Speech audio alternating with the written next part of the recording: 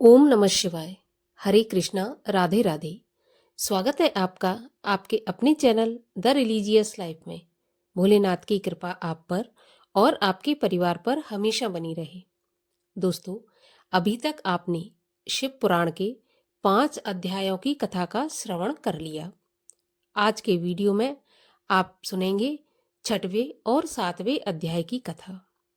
तो कथा शुरू करने से पहले हमेशा की तरह आपसे अनुरोध है कि अगर अभी तक आपने मेरे चैनल को सब्सक्राइब नहीं किया है, पहली बार मेरे चैनल पर आए हैं, तो कृपया चैनल को सब्सक्राइब कर लें। और अगर आज की कथा अच्छी लगे तो एक लाइक जरूर कर दें और ज़्यादा से ज़्यादा इसको शेयर कर दें, जिससे औरों को भी ये कथा सुनकर लाभ मिल सके।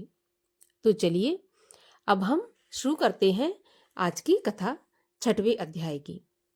ब्रह्मा जी ने कहा, नारद, मेरे और भगवान श्री विष्णु के इस शब्द युद्ध को देखकर भगवान श्री सदाशिव प्रकट हो गए, लेकिन वह प्रकट हुए एक तेज पुंज के रूप में।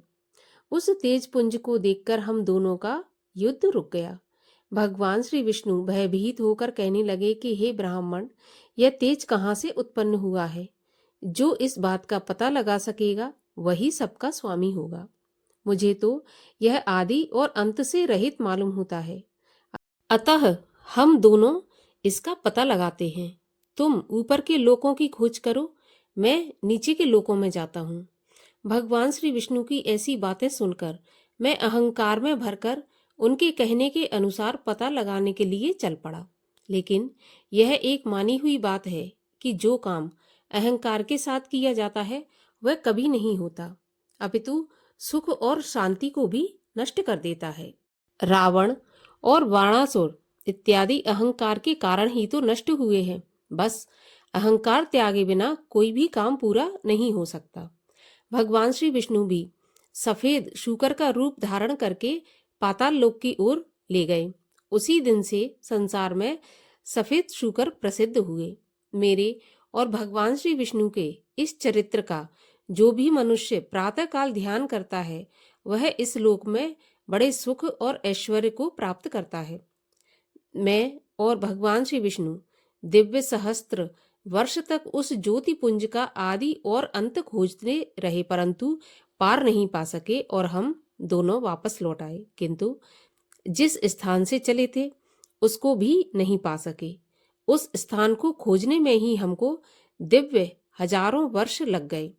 तब मैंने सोचा कि मुझको उत्पन्न करने वाला कोई और ही शक्तिमान पुरुष है।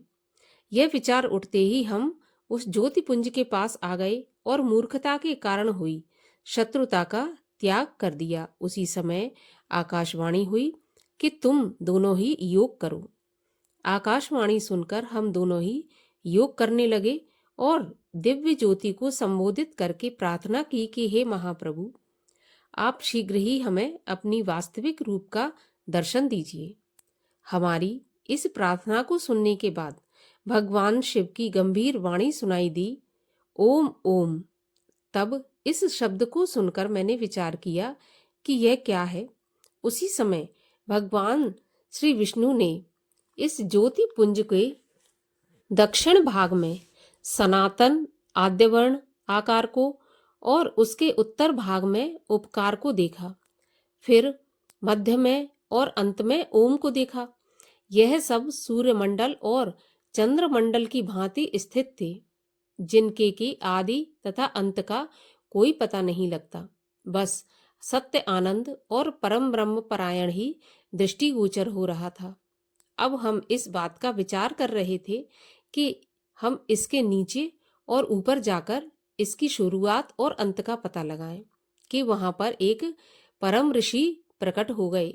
उन परम ऋषि का भगवान श्री विष्णु को पता चला कि अकार, उकार, मकार, नाद और बिंदु का अर्थ होता है कि प्रथम अक्षर लिंग की ज्योति है, दूसरा अक्षर ज्योति का मध्य है, अर्थ मात्रा नाद ज्योति का मस्तक और बिंदु लिंग की ज्योति है।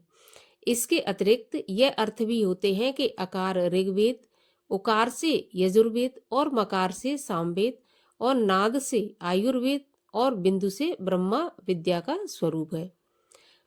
हर एक वेद ने 10 अर्थों से भगवान श्री शिव की स्तुति की है। ऋग्वेद रजोगुणी है, यह लिंग का दक्षिण वाला भाग है। यजुर्वेद सत्वगुणी और लिंग का मध्य भाग है। और सगुण अथर्ववेद का कहना है कि सदाशिव कुछ नहीं करते, जो कुछ भी होता है वह शांत की इच्छा से होता है। ऋग्वेद की उपमा जागृत, यजुर्वेद की सुपन और सामवेद सुषभ पल्लवी से की जाती है। अथर्ववेद की पूरी अवस्था मानी जाती है। इसके जानने के पश्चात जप करने से ही मोक्ष की प्राप्ति होती है। इसलिए इस जप को तारक कहा जाता है। यह मोक्ष देने का अधिकारी है और इसका नाम पर्णव है। ओम के तीनों अक्षर इस पर्णव के अंदर छिपे हुए हैं।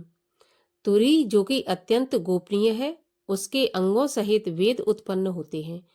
यह सबसे उत्तम है। उसी में तीनों लोक छिपे हुए हैं। उनका कभी नाश नहीं होता। ब्रह्मा से लेकर कण तक उसी में लीन हो जाते हैं। अव्यक्त खोजने पर शीघ्र प्राप्त नहीं होता। 18 पुराण इसी में होते हैं। भगवान सदाशिव को वेद पर्णव स्वरूप कहते हैं। दक्षिण आकार से सृष्टि की उत्पत्ति, बाएं अंग से पालन और हृदय के दोनों मकार सदाशिव के शरीर में अलंकृत हैं। मस्तक आकार, दायां नेत्र आकार, दोनों कान मकार, नाक नकार, होंठ दोनों आकार, तालु के वर्ग के 5 अक्षर, दायां पांव तोरक के अक्षर, बायां पांव पकार, पृष्ठभाग कुकार, दोनों पांजर आकार, कंफा मकार, हृदय पूरक वीर को प्रकट करते हैं। ऐसे सदका केवल ध्यान करने से अत्यधिक प्रसन्नता होती है। मैंने और भगवान सदाशिव के स्वरूप को श्री विष्णु ने देखा है और प्रसन्न चित्त से उनकी स्तुति करना आरंभ किया। ब्रह्मा जी ने कहा, नारद, हम दोनों की स्तुति से प्रसन्न होकर भगवान श्री सदाशिव प्रकट हो गए। उनके 5 मुख, 3 नेत्र थे, जिनके ललाट पर चंद्रमा, सिर पर जटाएं विराजमान थीं।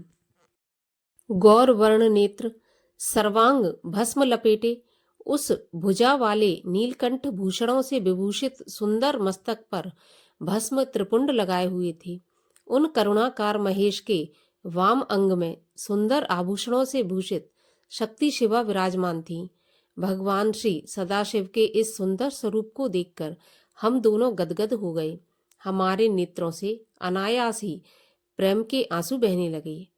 हम प्रेम में इस तरह खो गए कि हम दोनों से काफी देर कुछ बोला ही नहीं गया, परंतु शीघ्र ही हमने अपने आप को संभाल लिया और भगवान सदाशिव से निवेदन किया कि भगवान, हम लोगों में मूर्खता के कारण जो शत्रुता हुई वह हमारे लिए कल्याणकारी ही प्रमाणित हुई, क्योंकि उसके कारण हमें आपके दर्शन प्राप्त हुए। प्रभु, इस समय हमारी प्रसन्नता की कोई सीमा नहीं है।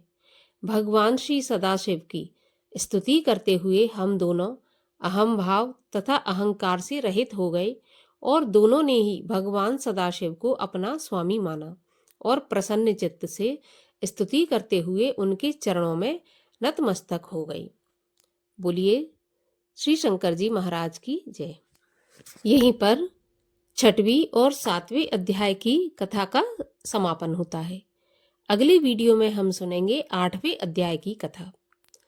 आज की कथा अच्छी लगी हो तो एक लाइक अवश्य कर दीजिएगा और आगे की कथा सुनने के लिए चैनल को सब्सक्राइब कर लीजिएगा। मैं मिलती हूँ अब आपसे अगले वीडियो में। तब तक के लिए हरे कृष्ण।